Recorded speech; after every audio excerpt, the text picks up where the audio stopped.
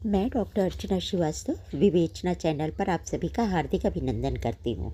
आज का मेरा विषय है नीति विहीन राजनीति। भाषा के अवमूल्यन का एक लंबा इतिहास है। स्वतंत्रता के बाद से जिस शब्द का अवमूल्यन सर्वाधिक हुआ है वह शब्द है राजनीति। भारत में लोकतांत्रिक व्यवस्था है जो जनहित राष्ट्रहित को सर्वोपरि मानती है। ये देश का दुर्भाग्य है कि हम अंग्रेज़ों से मुक्त हुए लेकिन अंग्रेजियत से अभी तक नहीं मुक्त हुए।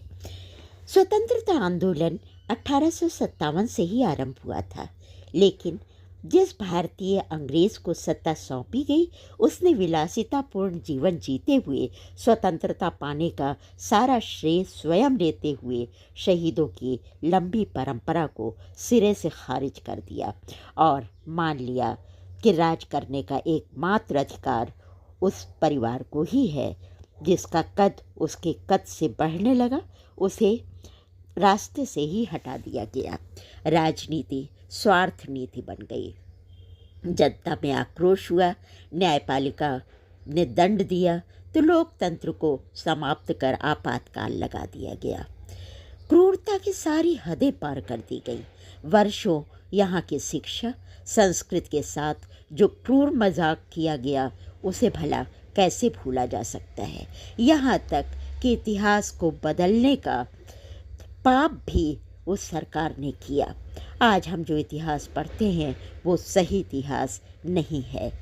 अब जबकि सत्ता परिवर्तन हुआ है तो बौखलाहट देश समझ रहा है और अपने मताधिकार से उसने उस वंशवादी परिवारों को ध्वस्त कर दिया है। अब संसदीय मर्यादा, नैतिकता, अपशब्दों का प्रयोग, न्यायपालिका को कोलोजियम सिस्टम का उपहार देकर अपना गुलाम बनाने वाला इकोसिस्टम अभी भी कायम है। ऐसे में जयशंकर प्रसाद की ध्रुव स्वामिनी का ये कथन बहुत प्रासंगिक लगता है, जहाँ मिहिरदेव समझाते हैं कि राजनीति के पीछे नीति से भी हाथ न धो बैठो, जिसका विश्व मानवता के साथ व्यापक संबंध है। आज की स्थिति यही है।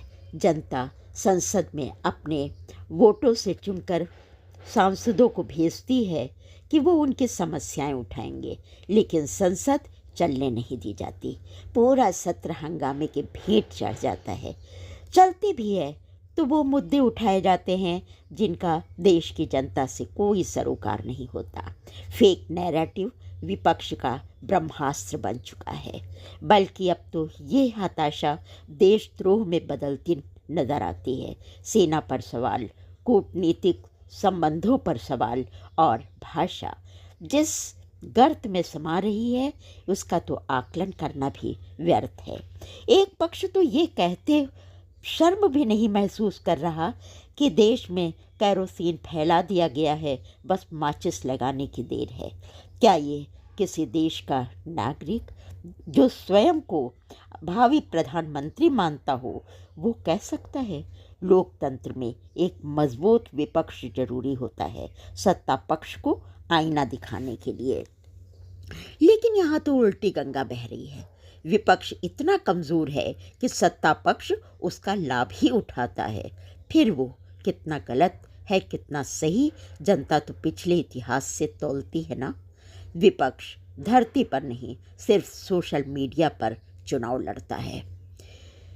स्थिति ये है कि राजनीति के गंदे कीचड़ में कोई इंटेलेक्चुअल व्यक्ति उतरना नहीं चाहता, जबकि आज यही आवश्यकता है।